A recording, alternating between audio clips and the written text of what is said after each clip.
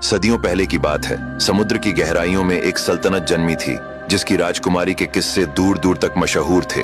राजकुमारी पद्मिनी, जो अपने अनुपम रूप सौंदर्य के लिए प्रसिद्ध थी, लेकिन तकदीर की लेखनी को कोई मिटा नहीं सकता। समुद्र की बाहरी दुनिया, जहां जमीन मजबूत चट्टानों और ऊंचे पहाड़ों से बनी थी, वहीं एक बागी कबीले की सल्तनत थी। उस कबीले का सरदार था बगीरा, जो हर कीमत पर राजकुमारी पद्मिनी को पाना चाहता था।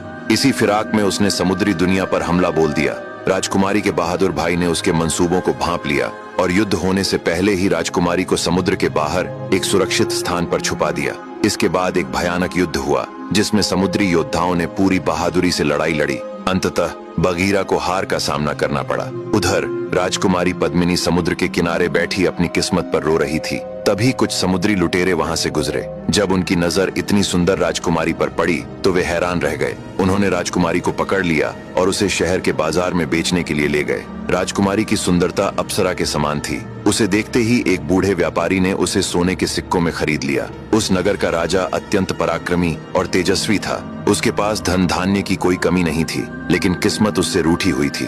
उसे कोई संतान नहीं थी और इसी चिंता में वह हमेशा उदास रहता था। राजा ने तांत्रिकों, योगिनियों और ज्योतिषियों से सलाह ली, लेकिन हर जगह से उसे निराशा ही हाथ लगी। एक दिन उसके एक सेवक ने आकर बताया कि एक व्यापारी बहुत ही सुंदर दासी बेचने लाया है। जब राजा ने उस दासी को देखा तो उसकी सुंदरता पर मोहित हो गया। राजा ने व्यापारी को बहुत सारा धन देकर राजकुमारी को खरीद लिया। राजकुमारी रूपरेखा को दुल्हन की तरह सजाया गया। राजा ने पुत्र प्राप्ति की इच्छा से उसके साथ रात्रि क्रीड़ा की। जब राजा ने उससे उसका परिचय पूछा तो राजकुमारी ने कुछ भी नहीं कहा। राजा ने बहुत प्रयास किया कि वह कुछ बोले, लेकिन वह पूर्णतः मौन रही। इसी तरह एक वर्ष बीत गया। राजकुमारी ने कभी किसी से बात नहीं की, न किसी ने उसे बोलते देखा, न हंसते। वह अक्सर महल की खिड़की पर बैठी रहती और चुपचाप समुद्र की ओर निहारती रहती। अब आगे की कहानी जानने के लिए देखिए अगला भाग।